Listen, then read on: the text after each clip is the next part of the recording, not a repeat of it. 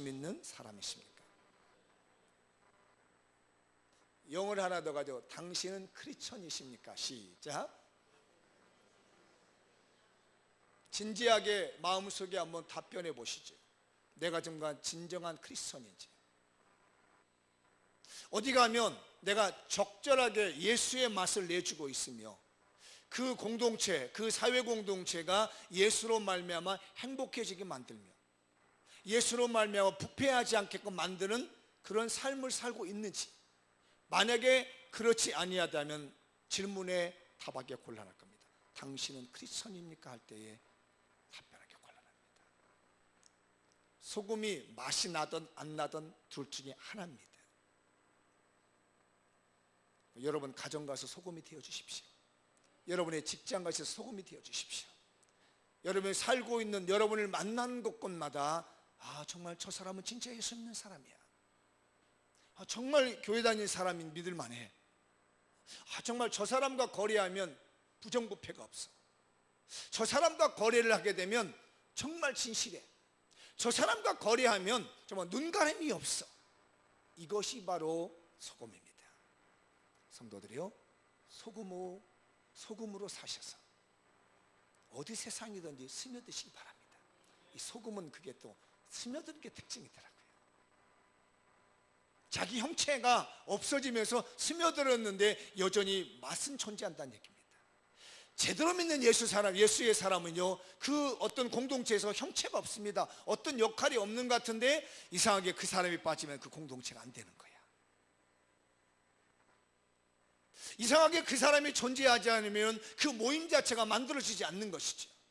보이지는 않는 것 같아. 평소 때는 나타나 보이지 않는 것 같고 보이지 않는 것 같은데 실제적으로 그 사람이 빠지고 나면 그 모임이나 그 어떤 형태의 공동체가 아무 힘을 잃어버린다는 거죠. 소금이 있기 때문입니다. 우리 성도들이요, 전도를 위해서 예수님을 품고 여러분의 지역사회 공동체에 스며들어 갑시다. 그런 소금의 역할이 되시기 바라요. 그 다음에 이 전도를 위해서 또 할 게 있는데, 예수님의 빛을 세상이 비춰줘야 되겠다. 읽어볼까요? 시작. 전도를 위해서 각자의 삶에서 예수님을 비춰준다. 내가 살고 있는 그곳에서 예수님을 비춰주는 겁니다. 14절과 15절 한번 본문 읽어볼게요. 시작. 너희는 세상의 빛이라. 산 위에 있는 동네가 숨겨지지 못할 것이요, 사람이 등불을 켜서 말 아래 두지 아니하고 등경 위에 두나니 이러므로 집안 모든 사람에게 비칩니다. 여러분 말 아시죠? 말, 대 같은 거, 대보다 좀 더 큰 말, 거기다가 뭐 곡식이나 이런 대에서 팔았던 기억나시죠? 그 말입니다. 여러분 타고 다니는 말 아니에요? 그 말이 아니고 부피를 대서 이렇게 되는 그런 말입니다. 제가 또 이 내용도 좀 헬라를 보면서 정리를 좀 해봤어요. 시작. 너희들이 멈추지 않는 세상의 빛이라. 작은 산 위에 도시가 단번에 숨겨져 지속적으로 멈춰있지 못할 것이요, 그들이 지속적으로 등불을 켜서 말 아래 계속 두지 아니하고 등대 위에 두나니 그리고 집안의 모든 그들에게 계속 비치느니라. 여기도 보면 이제 세상이라는 단어가 나옵니다. 이 세상은 조금 다르더라고요. 코스모스라는 단어입니다. 이 의미는 좀 더 큽니다. 아까 개는 작은 의미의 세상이었지만 이 코스모스라고 하는 이 세상은요, 범우주적인 겁니다. 굉장히 큰 세상. 아까는 작은 부분에 내가 소속되어 있는 세상이지만 여기 세상은 온 우주에 대한 빛이다. 빛은 온 우주에 대한 내용이에요. 그런데 그 다음 절을 보면 이 빛이 그렇게 온 우주에 대한 얘기도 하는 것 같지만 사람들이 집안에서 불 킨다고 얘기를 합니다. 그렇죠? 앞에 절은 온 우주에 대한 코스모스 세상을 얘기를 하고 있고, 코스모스라는 단어가 헬라에서 나왔답니다. 우주라는 단어에서. 여기는 바로 뒷절 보면은 이 빛이 어디서 나오냐면 집안에서 비치는 등불이라는 얘기를 하고 있습니다. 그래서 곰곰이 생각해 봤어요. 이게 어떤 의미죠? 온 우주의 빛을, 세상의 빛이라고 말하면서 왜 예수님은 다음 절에 가서는 집안에서 비치는 빛이라고 얘기를 할까라는 게 궁금했어요. 근데 여기 보면 우리는 그냥 산 위의 동네 이렇게 표현하고 있는데, 원래 그 헬라어에서는 작은 산에 있는 도시, 그래서 영어 번역에서는 도시라고 번역하고 있습니다. 초창기에 우리나라에 번역을 할 때 동네라는 개념이 우리는 친근하기 때문에 우리말은 동네로 쓰고 있지만, 원래대로 말하면 한 도시를 말해요. 옛날에 사회에서 나오는 건가요? 아크로폴리스? 네, 이 단어가 폴리스라는 단어입니다. 네, 이 헬라어에 쓰고 있는 단어가 폴리스예요. 아크로폴리스가 어떤 건지 아시죠?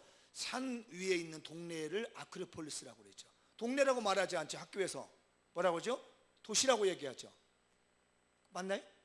네, 산 위에 있는 도시라는 얘기가 성경에서 쓰고 있는 겁니다. 그러니까 예수님이 그때 당시의 도시들이 약간의 이렇게 넓은 평지에서 있다가 작은 산이 이렇게 올라오면 여기에 동네를 지었어요. 도시를 만들었습니다. 이게 아크로폴리스라고 하는 도시, 고대 도시들입니다. 고대 도시들이 대부분 이렇게 작은 산 위에서 여기에 도시가 형성되어져 있는 거예요. 지금 그 얘기를 하고 있는 겁니다. 근데 우리 문화로 생각하면요, 산 속에 있는 조그마한 동네 이렇게 생각하고 있는데, 그런 의미보다는 넓다란 평지가 있는 가운데 산이 하나 이렇게 올라가 있으면 거기에 도시가 만들어졌다는 얘기입니다.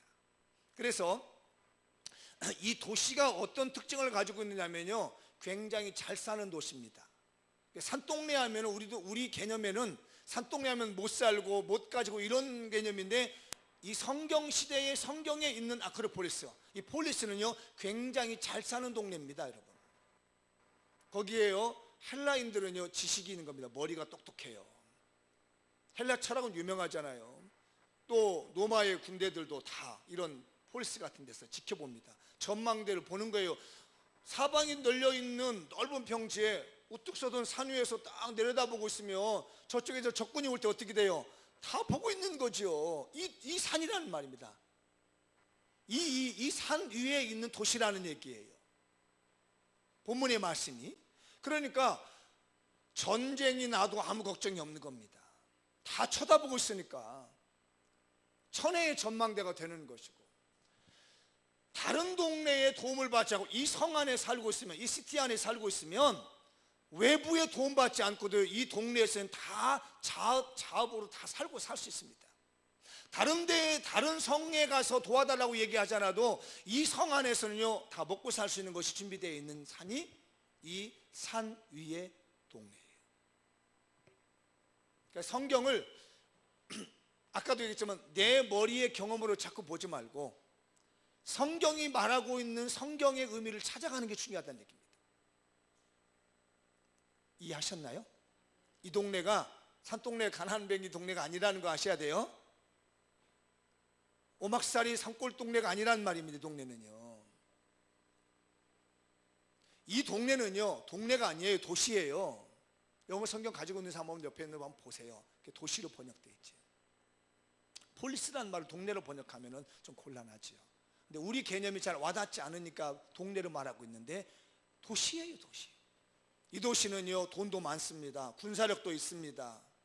지식인도 있습니다. 능력도 있습니다. 경제력도 있습니다. 뛰어난 지략가도 있습니다. 누가 아무리 쳐들어와도 이건 무너지지 않습니다. 먹고 사는데 아무 문제가 없습니다. 그런데 한 가지 문제가 있습니다. 이 도시가 빛이 없다는 겁니다. 이 산 위에 있는 도시에 빛이 없어요. 그래서 어떻게 했느냐, 우리 같으면 요즘은 가로등이 있었잖아요. 어떻게 하냐면 집안에서 등불을 켜가지고 다 놓아두는 거예요. 밤이 됐는데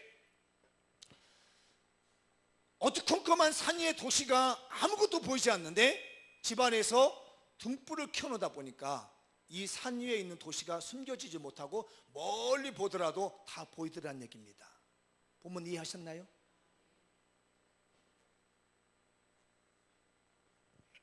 이 도시입니다. 지금 그 도시가 어떤 도시라고요? 우리가 살고 있는 현재 이 도시입니다. 오늘날 우리 도시 보십시오. 먹을 것 많죠. 뛰어난 지식인들 많죠. 대한민국의 서울 가면 가시고 인천 한번 보십시오. 먹고 살기 좋고 너무 환경 너무 좋아요. 그런데 이곳에 무엇이 없어요? 빛이 없습니다. 예수 그리스도의 생명의 빛이 없는 도시.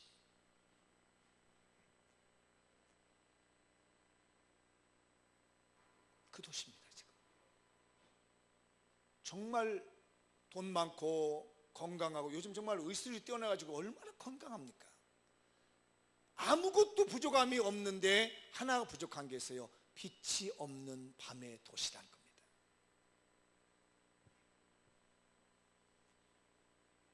제 말씀 전하는 거 받아들이시고 이해하시겠나요? 약간의 은유적인 얘기가 들어있기 때문에 잘 판단하셔야 됩니다. 문자적 이해를 하게 되면 좀 어려움 겪을 수 있어요. 그렇게 잘 먹고 잘 사는데, 이 사회가 너무나 잘 사는데 사람들의 마음속에 예수의 빛이 없다는 얘기입니다. 그래서 돈 많지만 자살합니다. 희망이 없다고.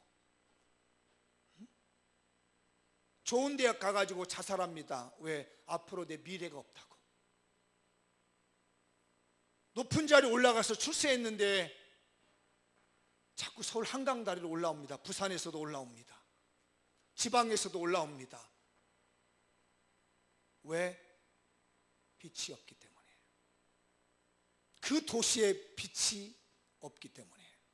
그가 살고 있는 그 멋진 도시에, 그 대단한 도시에 빛이 없다 보니까 살아갈 방법이 없는 거예요. 그래서 우리 예수님 말합니다. 너희들은 그 도시에 들어가서 등불 하나씩 켜서 집에다 켜놓으면, 그것이 다 밝혀진다면 온 세상이 밝아지지 않겠느냐. 우리 집에서 이등불 켜서 걸어놓고, 저 집에서 이등불 켜놓고 걸어놓고, 또 저 집에서 온 세상이 예수 그리스도의 빛으로 말미암아 여기저기 다 켜져 있다면 그 세상은 빛이 될 것이다. 너희들이 그렇게 살아야 된다고 얘기합니다. 우리들이 그렇게 살아야 된다고 말씀하고 있습니다. 성도들이여, 우리는 이 세상의 빛입니다. 우리가 살고 있는 그 곳곳마다 예수 그리스도의 빛을 비춰주는 것이고, 예수 그리스도의 구원의 빛을 비춰주었을 때에 이 산 위에 있는 도시가 밝아질 것이고, 거기에 행복이 올 것이고, 구원의 은혜가 있어질 줄 믿습니다. 여러분, 어디 가든지 예수 그리스도의 빛을 비춰주십시오. 내가 있는 그곳에서 어디 있을지라도 예수 그리스도의 빛을 비춰주었을 때 드디어 거기서 희망이 생겨나게 되며, 거기서 구원이 이루어지게 되며, 거기서 살아갈 능력이 나옵니다. 그래서 부자도 예수를 믿어야 됩니다. 지식인도 예수를 믿어야 됩니다. 실력 가진 사람도 예수를 믿어야 됩니다. 그 안에 예수가 들어가지 않으면, 그 안에 예수 생명이 들어가지 않으면 산 위에 있는 이 도시처럼 빛이 없는, 밤을 맞이한, 어둠을 맞이한 도시가 되어서 모두가 절망에 빠져버리고 맙니다. 요즘 우리 아이들 너무너무 풍부합니다. 정말 가진 것, 못 가진 것 다 가질 수 있습니다. 그러나 그들에게 어둠이 있는 겁니다. 그들에게 빛이 없는 겁니다. 우리 성도들도 마찬가지라고 생각합니다. 다 행복한데 그곳에 빛이 없다 보니 절망이요, 낭망이요, 슬퍼요. 그러나 예수 그리스도의 빛을 비춰보면 내 삶이 얼마나 행복한가를 아시게 될 겁니다. 성도들, 세상에 나가서 여러분 사시는 곳 어디를 가든지 빛이라는 사실 잊지 마십시오. 어둠의 도시에 예수 그리스도를 비춰줄 수 있는 그런 빛이 되시기 바랍니다. 그래서 예수님은 그것 갖다 뭐라 하냐면요, 너희들의 착한 행실이다. 사람들이 그래서 칭찬할 만한 착한 행실들을 비춰주는 것이 뭐라고요? 소금의 삶이요, 그것이고 빛의 삶이라는 것이에요. 여러분, 착한 행실 봅시다. 그런데 이 본문에 보면 착한 행실이라는 말을 다른 말로 표현할 수 있는데, 칭찬받을 만한, 칭찬할 만한 그런 말로도 이해가 됩니다. 한번 읽어볼까요? 시작. 하나님의 영광을 위해 칭찬할 만한 행동을 보입시다. 이게 빛이라는 얘기입니다. 이게 소금이라는 겁니다. 안 믿는 사람이 볼 때에 우리 생활을 보면서 야 정말 칭찬할 만하다, 저 사람은 본받을 만한데, 괜찮은데 라고 생각하는 그 사람이 소금이라는 얘기예요. 바로 그 사람이 빛이라는 얘기입니다. 정말 저 사람은 본받을 만해, 정말 칭찬받을 만해, 저렇게 행동하는 사람들은 칭찬받을 만해 라고 한다면 그 사람은 소금이에요. 그 사람이 빛이라는 겁니다. 오늘 성경 한 번 더 16절 읽어볼까요? 시작. 이같이 너희 빛이 사람 앞에 비치게 하여 그들로 너희의 착한 행실을 보고 하늘에 계신 너희 아버지께 영광을 돌리게 하라. 그러니까 빛과 소금이 곧 뭐라고요? 착한 행실, 칭찬받을 만한 행동을 하는 것이 빛이요, 칭찬받을 만한 행동을 하는 것이 소금이라는 얘기입니다. 우리 성도들이요, 어디 가든지 칭찬받을 만한 사람이 됩시다. 착한 행실을 합시다. 그게 우리가 할 일입니다. 일본의 그 유명한 작가 한 사람이 있습니다. 빙점이라는 소설을 쓴 사람 아시죠? 미우라 야야코. 그죠? 여기 보면 읽어보신 분도 있을 건데, 여러분 미우라 야야코가 예수 잘 믿는 사람인 거 아시죠? 네, 이게 굉장히 독실한 크리스천입니다. 근데 이 미우라 야야코가 빙점이라는 소설을 쓰게 된 배경이 있더라고요. 이 미우라 야야코가 원래는 그냥 그 셀러리맨은 아니었답니다. 남편이 돈 벌어다 주면 하루를 살고 이제 이렇게 그냥 평범하게 살았는데, 어느 날 돈을 좀 더 벌어야 되겠다 생각이 들어서 조그마한 가게를 냈답니다. 그래서 가게를 내서 장사를 하는데 이게 잘 되는 거예요. 너무너무 잘 됐습니다. 그래서 그 지역에서 다 이 가게로 오는 겁니다. 다른 집은 안 가고, 그러니까 다른 집의 단골은 다 떨어지고 자기 집으로 다 몰린 거예요. 너무 좋죠. 아멘한 사람도 좀 조심해야 돼 지금. 왜냐하면 이 미우라 야야코 이 얘기를 잘 들어봐야 됩니다. 너무 좋은 거예요. 여기까지는 여기까지 너무 좋았어. 온 동네의 손님들이 다 자기 집으로 모이고 너무 좋은 거예요. 그런데 어느 날 남편이 퇴근하더니, 여보, 당신이 장사가 잘 되는 건 좋은데 당신 때문에 죽는 사람이 있다는 걸 생각해봐. 이 얘기를 들은 겁니다. 정말 그러고 생각하니까 자기는 잘 돼서 돈을 많이 버는데 상대적으로 손님들이 다 떨어져서 못 사는 사람들이 생겨난다는 것을 깨우친 겁니다. 그러고 난 다음에 어떻게 했냐면, 자기 집에 찾아오는 사람이 있으면 물건 없어요? 저 집에 가보세요. 우리 물건은 그거 없어요? 그쪽 물건은 저쪽에 가보세요. 이렇게 얘기 시작했습니다. 그러니까 자기네 집에 오고 있는 손님들을 돌려가지고 그 지역에 잘 안 되는 사람들에게 이렇게 보내준 겁니다. 처음에는 자기 와서 좋았는데, 그러니까 여기저기 이렇게 다 손님들을 돌려보냈어요. 그러고 나니까 할 일이 없는 거예요. 이제 자기 집에서 손님이 안 오는 거예요. 이제는 여기 있습니다, 저기 다 돌려줘 버렸으니까. 그래서 시간이 남으니까요, 글을 쓰기 시작했답니다. 그 글이 빙점이라고 하는 소설이랍니다. 만약에 그가 구멍가게만 했더라면, 자기에게 오는 손님에 대한 얘기만 가지고 구멍가게만 했더라면 그 유명한 빙점이라는 소설이 안 나왔을 겁니다. 그러나 그가 크리스천으로서 빛된 삶을 살고자, 소금된 삶을 살고자 했을 때 주께서 착한 행실을 통해서 전세적으로 사람들의 가슴을 움직이는 소설 쓰게 하시는 그 은혜가 있다는 겁니다. 사랑하는 성도들이여, 깊이 생각하십시오. 너무 지나치지도 말고 너무 모자라지지 않게 내가 소금의 맛을 내줘야 되겠고, 많은 부유함을 가지고 있지만 어둠 속에 살고 있는 도시 속에 우리 예수 믿는 사람들이 예수의 빛을 하나하나 비춰줄 때, 희망을 잃어버리고 좌절에 빠진 그들에게 예수가 들어감으로 말미암아 구원의 은혜가 있을 것이며, 영생의 은혜가 우리를 통해서 빛이 비춰질 겁니다. 우리 전도를 위해서 소금이 되십시오. 소금으로 사십시오. 영혼 구원을 위해서 우리 모두가 빛으로 사셔야 됩니다. 그곳에 하나님이 나타날 것이며, 그곳에 주님의 은혜가 있을 것이며 그곳에 주님의 인도하심이 여러분에게 있으리라 믿습니다. 기도하겠습니다. 다 같이 자리에 일어나셔서 오늘 말씀 붙들고 내가 빛으로 소금으로 빛으로 살 수 있는 자 되서 영혼 구원하는 데 전심전력하게 해달라고 기도하겠습니다.